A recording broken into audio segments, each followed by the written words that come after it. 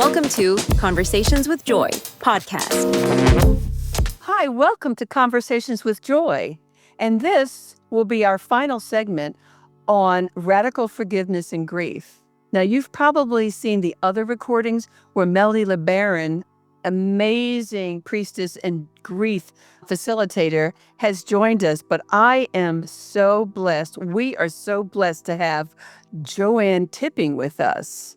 It's such a God thing, and maybe you'll hear about that before the podcast is over, so stay tuned for that. But JoAnn Tipping is the wife of Colin Tipping, who wrote this amazing book that both Melody and Lebaron and I, we stumbled on it on our own separately. And so to have our final podcast, to have JoAnn with us is, to me, nothing more than a miracle. And Melody, after all the years I've known her, she said, "Oh, JoAnn Tipping, she lives in Marietta where you live." I went, "Wait, no."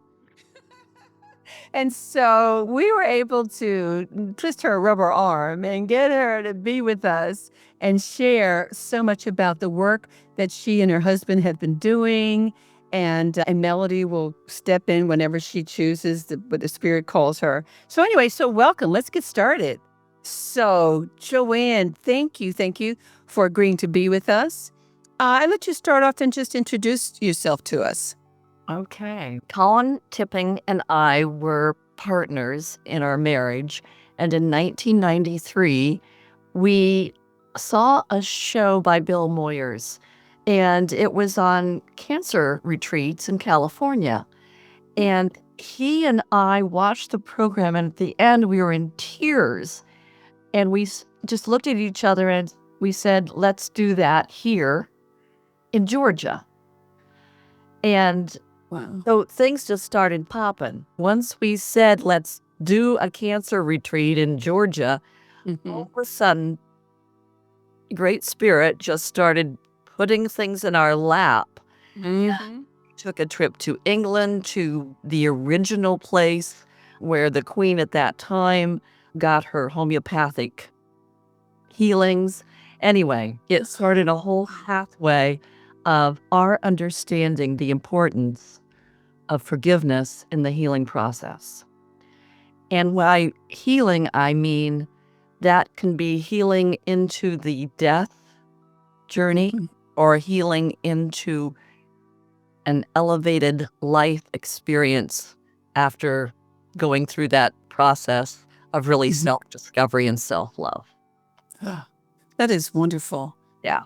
So that's how it started. So, JoAnn, when did the book get written, Radical Forgiveness? Because that really changed my life. That was in 1998, and we had been doing the cancer retreats up until then, and not very successfully. I mean, it was successful in outcomes, but not successful in the money that we made. Yeah. He had this book that he wanted to write for many years called Forgiveness, but we didn't really have it together until we'd gone through that experience with the cancer people. And after that, it became Radical Forgiveness. And radical is very male, yin, and forgiveness is very yang, female. I love So bringing those two together was a beautiful fit in speaking the language and to both poles, we'll say. I hadn't heard that before. That is amazing and so fitting, bringing the yin and yang together. What do you think about that, Melody? So I was in, it was in the year 2000, and a dear friend of mine called me and said, there's this new book you have to read. I think it's going to help you, and I think it's going to help your family. Wow. Our brother, my brother was born with brain damage in the part of the brain that controls emotion. He had been violent on drugs since a teenager, and he had done a lot of damage in our family. And I read the book. I did the exercises in the book. It completely shifted how I was holding my brother in our family. And he had written to us all from prison saying, I'm no longer your brother. I am excommunicating myself from the family. I don't want to hear from any of you again. There was this feeling on his part of the normal expectations that we would have on a sibling or a human. He couldn't meet them, and he didn't want to be held to those standards. Just cut off contact. Well, I shared this book with my family, my sisters, my dad, and all of us began to hold Robert in a different way. And I finally decided to write him, even though he had asked us not to have contact. I knew his address at the prison, and I sent him the book. And I said, this has really changed the way I'm experiencing our family. And Joanne, I'm going to let you take the story from there, because as he did read the book, even though reading was hard for him, his first reaction was not very respectful. I think he wrote to Colin and said, "You've got to be kidding me. This can't work." Oh, wow. So, Colin and my brother had a correspondence that went on for many years. Do you remember that, Joanne? I most assuredly do. He was a miracle and light in our life as well. He was an amazing person. And at first we were a little unsure, but we thought it's worth a try. So anyway, his first letter was not all that great. But the second letter was when he was told that he had to go in solitary confinement, and he was given 2 books, the Bible and Radical Forgiveness. Oh, my goodness. He read Radical Forgiveness and thought, this is full of BS. Yeah. And I don't know whether he might have read some of the Bible. I don't remember that part of the story. But then he read Radical Forgiveness again, and he had a visitation from an angel. Wow. And after that, from what I understand from his story, is that he came out of solitary confinement, man, a mentor, a guide to other people. Yeah, and he started a Radical Forgiveness book group when he got out of solitary. And so he was having other people ask their families to purchase the book for them, and they started discussing it. And he prevailed upon Colin to go to the prison and teach there. And so the unthinkable, we had assumed that our brother would be spending the rest of his life in prison. He, over the years, got out on parole and made some good choices and managed to move his life forward in good ways. Now, I really don't know Stunning. if he could have done that if all of the rest of us who were the closest to him had not shifted with our own radical forgiveness work, not shifted the way we were holding him. Yeah. And shifted the way we were holding the damage he had done. So I'm wondering maybe if we can talk about some of that work that the book Radical Forgiveness speaks to and helps us do. Yeah. And before we do that, I just want to say that nothing short of a miracle. Nothing short of a miracle, this story. I hadn't heard this story either. And I just get chills about we're always divinely positioned where we should be. And in the world that we're all living with, navigating through these really challenging times, having roadmaps and having, I would call anyone over the age of 50 crones, be able to share with others who are just suffering so much. There's, for me and some of my colleagues, they're saying right now there's a lot of people who are hurting, and they're calling me and they're asking me to be with them and they're asking me to listen. There just seems to be like a multiplication of opportunities and exponential need going on. And that's why I think that having this conversation with Joy in general, but in particular, to have Melody and Joanne be with us in a way that we can hear that miracles do happen and they happen to regular people. They're not just reserved for some, and to just lean into that. So please respond to Melody, JoAnn. Yeah. So, Joanne, can you talk about what some of the processes are in the book that help us? Because if a wound or a betrayal from somebody else's actions is not severe, it's easier to come out of the victim perspective and give. But what about if the betrayal or the wound cuts right to the core? Yeah. Well, the book has many different tools. One of the tools that stands out to me is the 4 steps. And I can go over step 1, look at what I created. Step 2, I notice my judgments and love myself for having them. Now that's huge. That's huge. We'll go into that a little bit. Okay. Number 3, I am willing to see the perfection in the situation. And number 4, I choose the power of peace, which is the big step. Enchilada, yes. Yeah, it is. So, Colin had a way of just wrapping people in the workshops with this understanding of how this is possible, is to actually make that choice for peace in your life and to have it actually happen and to play with it. These are 4 steps that you play with, you experiment with, and you have fun with, and you check out. And so I'll just go into what he writes here because he's so clear in what he writes. If you don't mind, I'll just read the definition to each step. So step 1, look what I created. The first step reminds us that we are the creators of our reality. However, we create circumstances for our own healing, so do not assume guilt for what happens. Being quick to judge, we often use this step as a way to beat ourselves up. Say, look what I've created. Oh, it's terrible. I must be a terrible person, a spiritual failure. Please do not fall into this trap. Or if you do, you buy into the illusion. So that's number 1. Number 2, I notice my judgments and love myself for having them.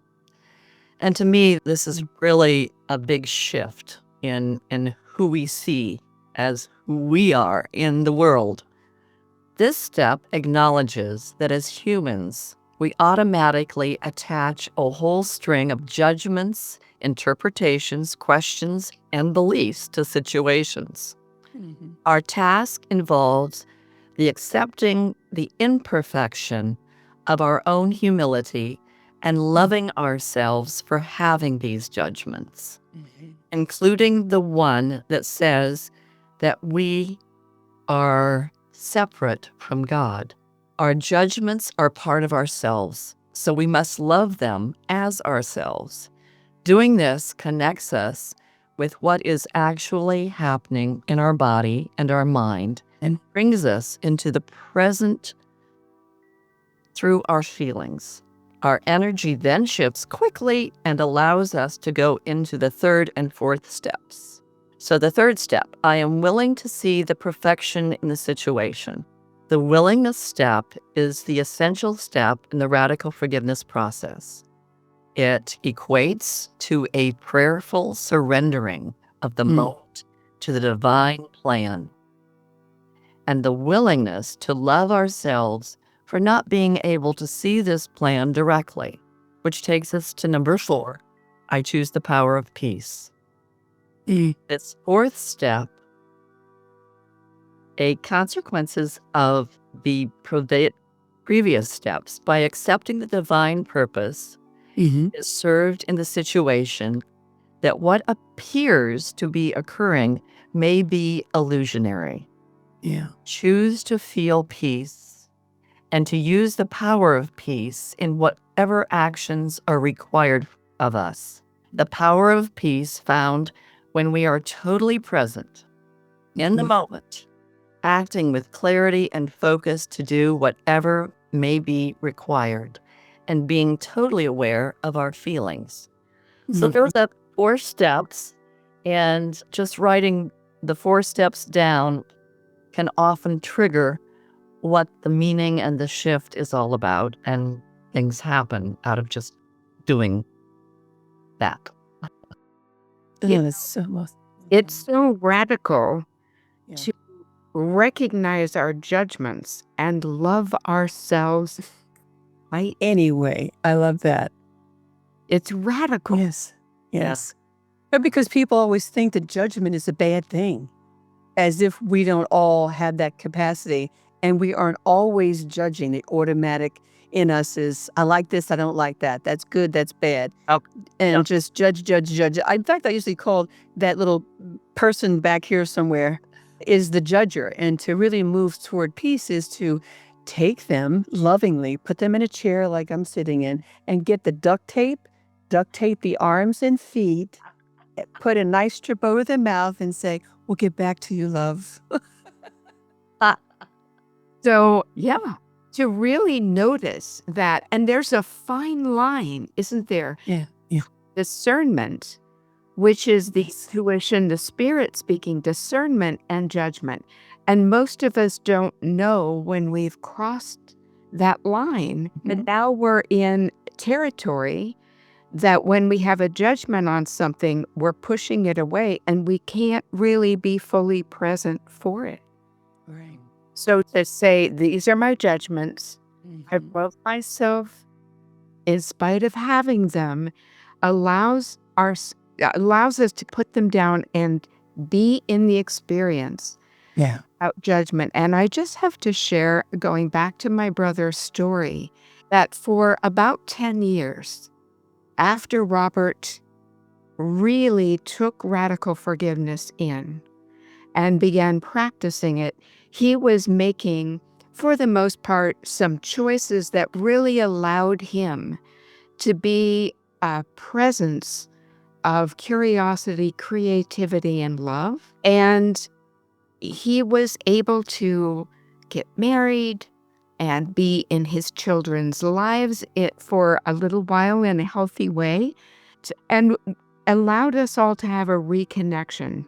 When he stopped practicing what he had been, the principles of radical forgiveness, taking radical responsibility for his own choices and so on, he moved back to drugs and he moved back to his old destructive behaviors. And it's been about 2 years since he had an early death as a result of all of that. And I credit my brother Robert with saving an entire generation in our family. So Robert and I are one of 7 siblings. There's 7 of us. If you put all of our children in a group together, there's at least 50. Whoa. Out of that generation of children, only a handful have ever gone down the path of addiction into drugs and alcohol because he prevented them, because we explained to our kids, hey, it runs in the family. Look at Robert.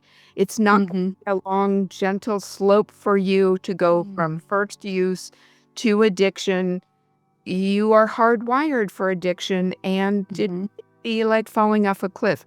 People who have tried substances have reeled themselves back because my brother's example, there's this wonderful quote, if your life cannot serve as a shining example, may it serve as a horrible warning. Wow. And I got chills. Yes. For a while, my brother was that shining example, and then he served to all of us as a horrible warning. And I have to say, because of radical forgiveness, in spite of his destructive choices toward the end, we as siblings never shut him out. He was always welcome to our family gatherings. Our siblings And we were able to come together with his children for his memorial service and comfort them in a way we would not have been able to do if we were still holding anger, betrayal, devastation, judgment, all of those things. Boy, that really just ties it all together. Just how powerful radical forgiveness can be in grief processes, but also Melanie and I talked earlier about all the losses we're always experiencing, whether it's mobility, whether it's a job, whether it's finances, and just using those principles allows us to just sit back. Because I do believe many of us, if not all of us, want to get some peace in our lives, and we just need to have a roadmap. And when we hear Melody's stories from earlier episodes and the one that's being shared today, we see that there is more than just hope. There is getting those tools that we've shared and will continue to share with you and put them to use. Now, if they don't work, if they just sit there. You get the book or you hear the podcast and you go, check, did that. We really have to take a conscious effort to put it into our calendars, put it into our lives, and more importantly, share it with others, because it becomes our truth when we put it in our own words and share it and have each person. I think Stephen Covey, I loved his work. He used to say, each one teach one. To have that as an opportunity to be that teacher, mentor, person who shares what's going on in your life so that we can all build a stronger community as we navigate the white waters, if you will. That's a great point. It really is. Demonstrate. Yes. Through your demonstrations. That's perfect. Yeah. Well said. And I love you sharing that story because I didn't know some of those details and the ending and how it weaved through your family's life. So that's amazing. Thank you. Yeah. Radical forgiveness has meant so much to me, to my family, that I started 10 years ago when I started facilitating the women's empowerment process I call the priestess process. I put radical forgiveness in it. And here's something I want women who listen to this to think about, women and young girls. Because of the damages that patriarchy, that a one up, one down, a hierarchical system has done to all of us, men and women, and our non-binary folk, because of the damage that this construct of thinking has done to us, and the mapping of this construct onto the rescuer, victim, perpetrator, drama, trauma triangle, because invisible to us, because we're just swimming in it, but we haven't really looked at what's causing certain dynamics. There's what I call the shadow between women. And we have a whole initiation. We have a 2-day initiation on the shadow between women. It's very often a competition, jealousy, a gossip, it's backstab. It's not being able to thrill our sisters, but instead it sets up a dynamic where we're competing with each other.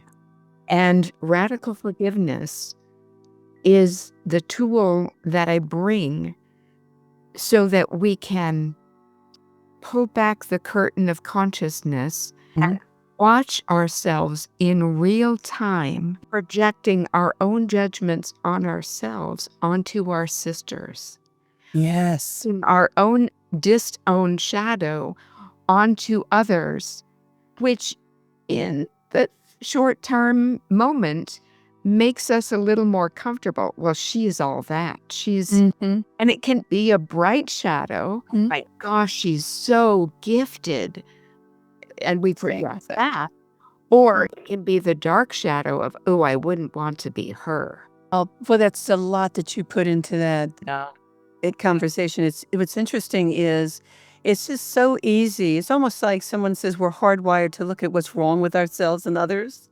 And clearly people don't want to spend time at fixing what's wrong with themselves, so they project it out to others.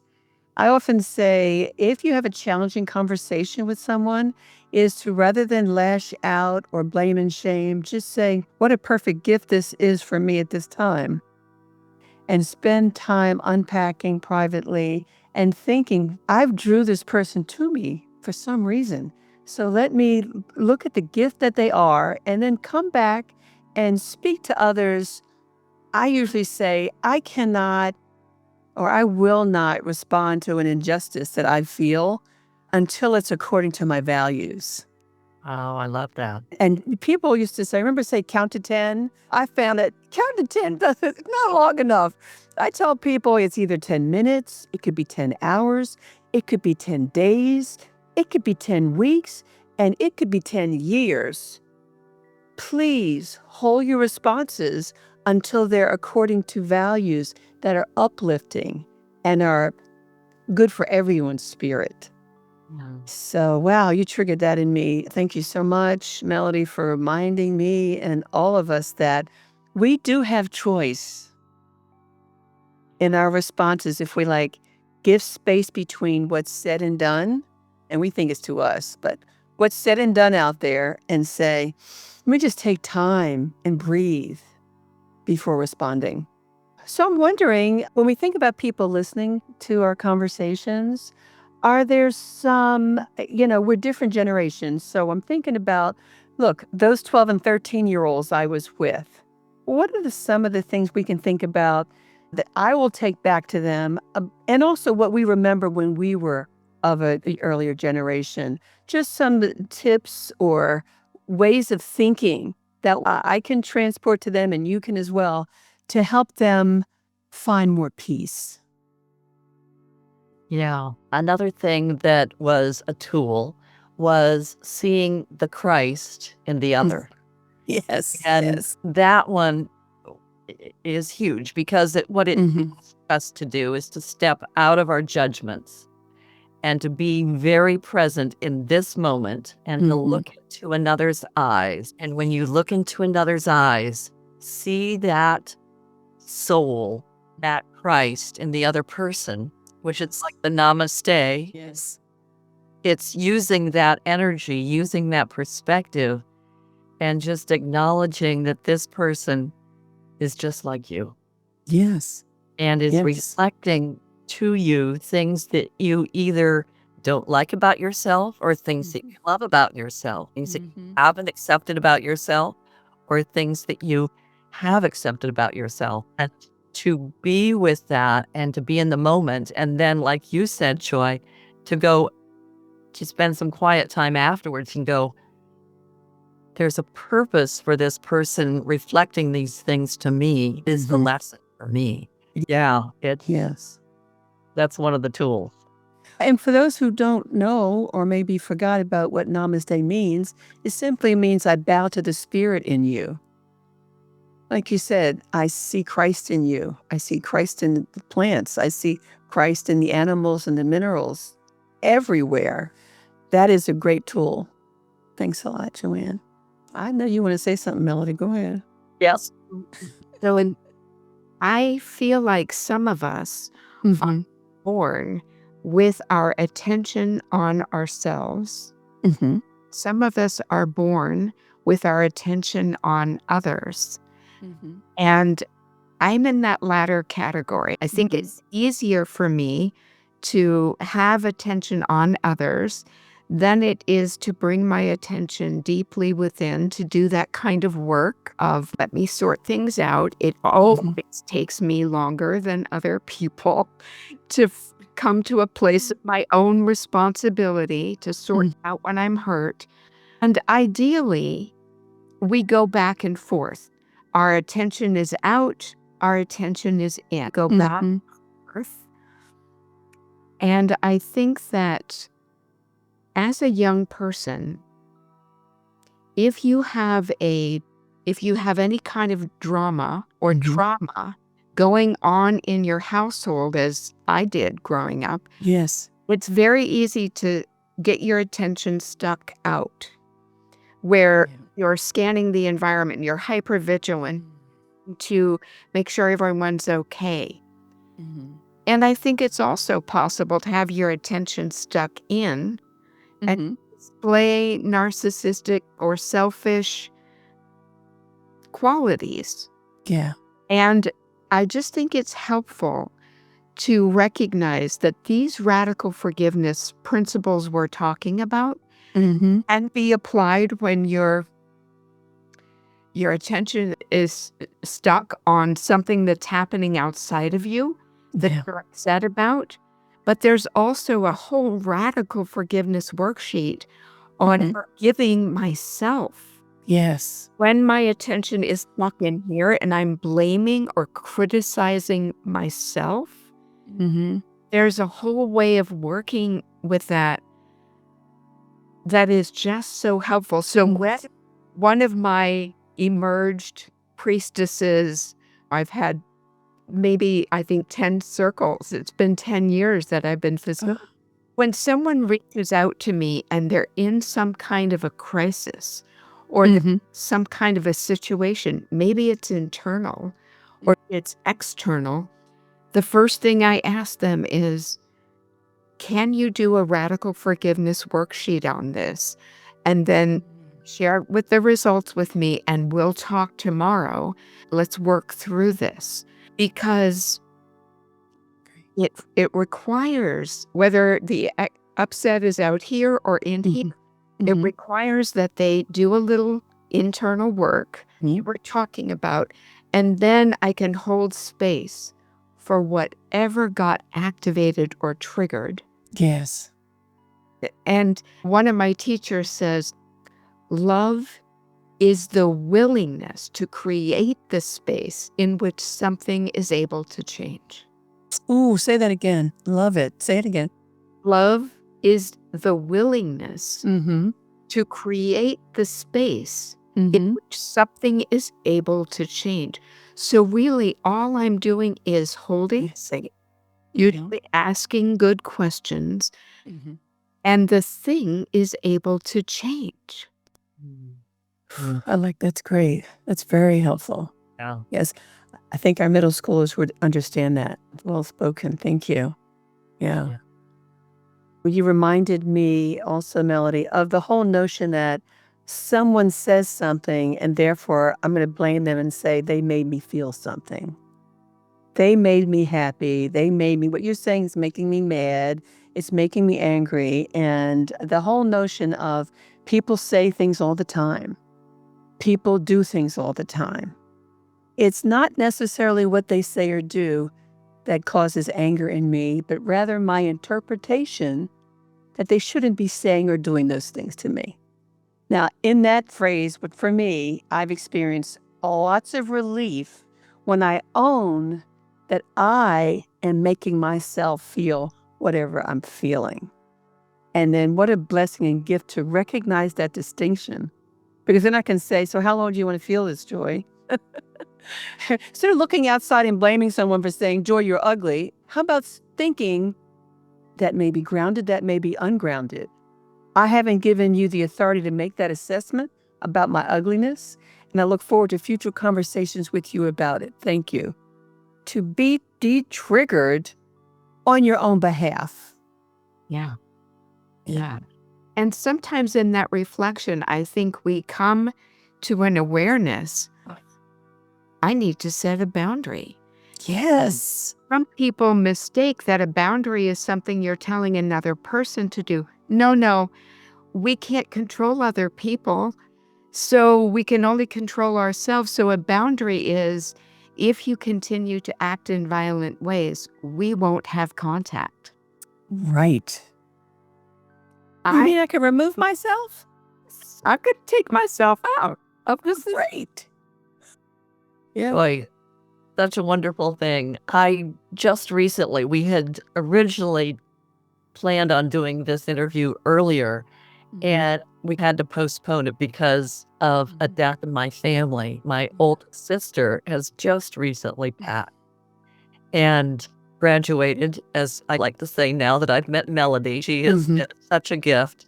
Yes. Colin's graduation, that it really helped me through that grief process immensely. And I continually talk about Melody. You wonder is that particular arena of life and Yes. grieving. So I just had a wonderful experience being on the farm in which I grew up back in Illinois, and spending time with my oldest sister, who was the one that graduated, and spending time with her daughter on the farm. And I just came back just really with my glass full. It was a wonderful trip. Yeah. So I share that with you because you were involved in a way of that happening when it did. It's so amazing that we can be present for one of life's greatest losses. Yeah. Way that fills our cup. That's really, from my perspective, so many times when we are experiencing a loss, whatever kind, loss of a loved one, loss of health, loss of status, loss of income, there's this natural, I think, awareness that, oh, this is uncomfortable, this then judgment and resistance to it. But when we can drop the judgment and when we can drop the resistance and just be with hard things, we can be fully present. We can leave that experience and also feel like our heart is full. Yeah. Yeah. And I just want to call out that I think is a mark of maturity. Like when you can go into a loss and hold the grief and the gratitude at the same time, I think that's the mark of maturity. You remind me of Mother's Day and to be able to hold things and see things differently. I hadn't realized until this Mother's Day that I was always agreeing to a family member's request. Let's all go to dinner. Let's all go here. Let's all go there. And I'm usually a pleaser. Yeah, let's do it. Well, something came over me this time and I went, wait, it's Mother's Day. I'm a mother. What do I want to do? And I went, I don't want to go have a meal. What I would like to do is spend time with my sons, the one who is physically present and the one who isn't. So 20 years later, I got the idea that I would be in my fabulous pajamas, chill with Dion, who has graduated. Love that word. Thank you. And just let what happens, happens. And so, of course, it was joy and it was tears and but never giving myself that space on that celebration day. And then my oldest son came over without his family and he spent time. Well, first of all, he brought me roses. He brought me Legos. In other words, my 50-year-old son, heard me. I am passionate about Legos. And I went, oh, this is amazing. And I spent time with him. And then I said, go back to your wife and your kids. I am full, like you're saying, Joanne, full on Mother's Day, doing something differently, but recognizing that I have 2 sons that I birthed. And one's present physically and the other one's present ethereally, if that's a word. His spirit's all in this house. But that's something to share with folks that I think one of our early podcasts was talking about people want to know, do you get over it? Baby, you don't get over anything. You simply are present to whatever shows up.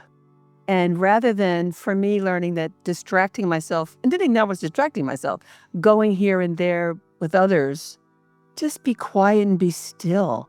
Such power and peace in that. I think I'll try that again. I just love that. Sounds wonderful. Yes. And that's what I call discernment. When you had your attention on yourself and you were discerning, does that support me? Does that needs? What a beautiful thing to say. Thank you. Yeah, I think it's Mariah Mountain Dreamer who wrote The Invitation. Somewhere in that poem it says near the end, be willing to disappoint someone else to take care of your own soul. Which one would think reading it like, ooh, don't do that. like those of us who are givers. I went, wait a minute. So I probably did disappoint others, but my soul was singing like, you've been disappointing me for a while, girl. So thank you for some space and to let us, if we're not quiet, we don't get any of this, okay? If we're chatter, noise, music, text, we cannot hear the many blessings and gifts that we are gifted every moment. So that's the one thing I would love to share with the audience is time to breathe. Yeah. And as you were saying, intuition is becoming more and more important these days, I feel, with the world that we're living in. Is to really ask questions of yourself and your soul or your spirit or whatever. There is so much chatter on the outside. You don't know whether to listen to this one or that one or what. And so if you can use that to go within and just center and be present to your own spirit and what it's saying. Oh my God. There have been so many miracles just coming out of listening. Just listening, that I love my intuitive self. Yes, it has been just presented miracles in my life. I'll put it that way. Yeah. Yes. And I'm sure it sounds like you too have both had some of this as well, if you'd like to share. One of the things that I feel like is really important and will help us expand our own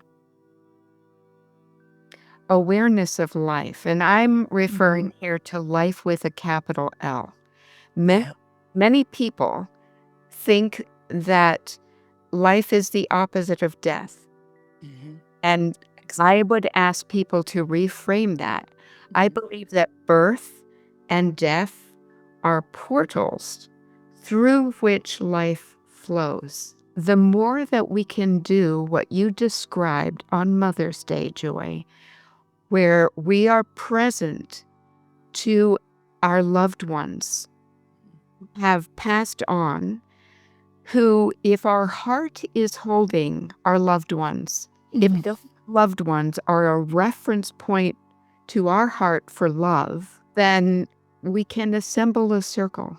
I call it my graduated ones, my support team. Yes.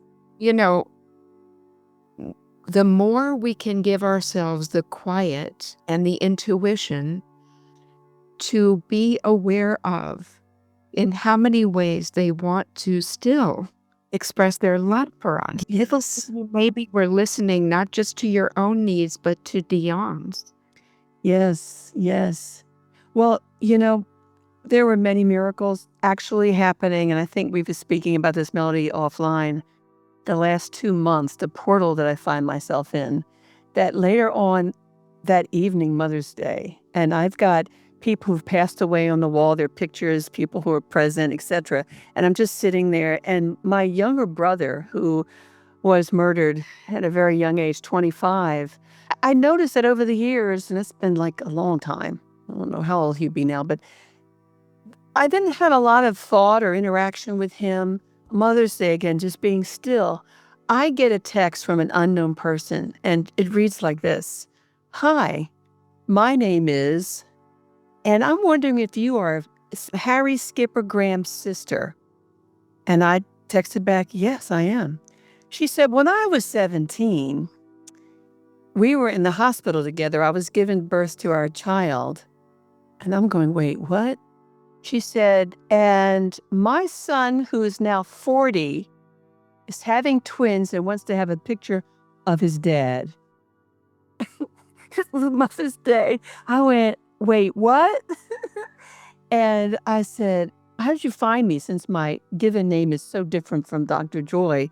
She said, from your mother's obituary. And I went, okay. So I said, sure. And I send a picture and I get her phone number and we talk. And then I know that Skipper, my lovely brother, had 4 children from 4 different women. We knew there were 4, but we only knew 3, met the 3. So where do you hear this miracle? So collect my thoughts here in this emotional time. It turns out that Skipper's son, that, so you see what I'm saying? When his mother approached me and said, here's his name and he's going to have twins, I then sent the information to his brother, who had met my mom years ago, who stood at her at where she worked. And my mother said, oh, I don't need a DNA test. Oh, my goodness, you look just like my son. So I said to him, you have a brother. And he said, oh, my goodness. When I was a senior, I was coaching him as a freshman basketball. He was a great basketball player. Now he knows it's his brother. I mean, I'm just so overwhelmed by all this. I happen to be having a birthday, and both JoAnn and Melody are invited, where I'm going to be inviting all 4 of his children and their families here to meet the extended family that we all are. Okay, so as I say, miracles, check. Wow. Yeah. Wow. Yeah. Yeah. Oops. That is such a beautiful story to illustrate the fact that our loved ones don't stop loving us when they pass through that portal of death. They do not. Oh, Isn't that amazing? And I think I'm inspired to say that at the end. I hadn't been a plan, of course. Our conversations are spontaneous. But what was interesting is that it came in when it came in. Tell the story. So that those people who don't know they have family, blood family, because I believe everybody's my family, but the blood family and the secrets and the lies that we tell. And look, let's break that up. Let's break that up and share all the stories and then just create communities of love and radical forgiveness through grief, through joy, through love. Ooh, thanks for listening, ladies. Ooh, okay. inspiring story. That's so inspiring when you think about the consequence, the gift for those twins, for that 40-year-old father, of having a connection with the extended family. When you think about your brother, he is now watching his posterity and the hearts of his posterity being opened to the family. What a gift. Yes, such a gift. And we're all gifts to be blessings for others when we're blessed. I don't think this is in the Bible. When much is given, much is expected. And to be sharing the stories, all kinds of stories, without judging the kinds of stories they are, just to share the stories. There'll be someone who's listening to us in our conversation and maybe take an action to heal the wounds that bind us and to break free and to give free. And as JoAnn said, to see the Christ in all sentient beings. Boy, ladies, it's always beyond what I thought these calls would be. So grateful. Is there some words or phrases or something you'd like to share before we take a close? Well, for me, I'll just say that because we started with the story of my brother, I think I came into this world with definitely some naivete. Mm-hmm.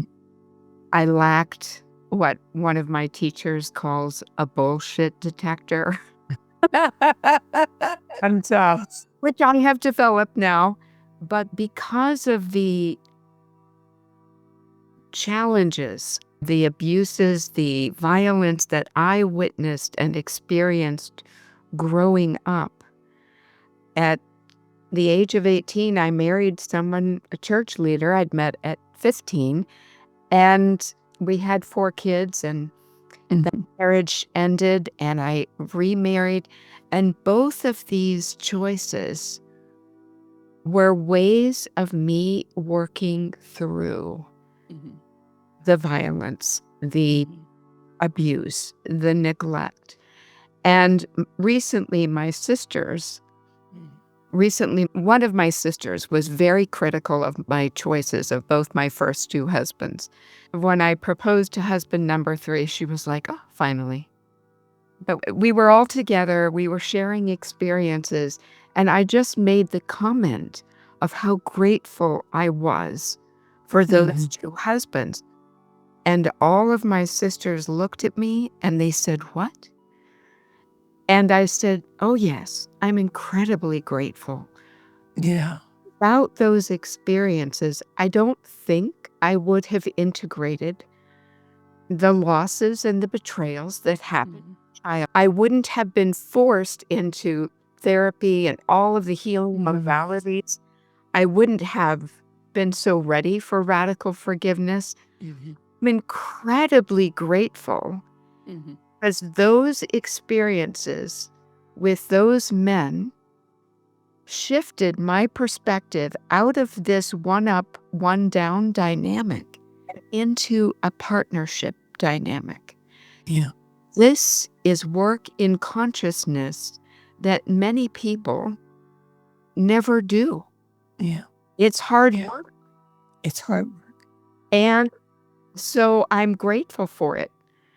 And they were all like, "Okay, yeah." Wow. Just modeling the way once again. Beautiful that is. And it's a Yes. beautiful segue Yes. for what I was feeling when Joy asked that question. That is that Colin would often say, all forgiveness is basically self-forgiveness. Yes. But we have to go through that reflection or projection to actually take it home and take it in. That's what I would like to leave with. All forgiveness is really self-forgiveness. All is forgiven. That's right. Oh, ladies, thank you, thank you, thank you. Whew. I'm ready to go peaceful into the world now. Boy, if we can have these conversations every morning before we step out the door, imagine that. So I'm just lots of gratitude to both of you for being with me and being with our audiences. And I'm sure we'll do this again sometime. Thanks again. Thank you. Thank you. Bye-bye. Namaste.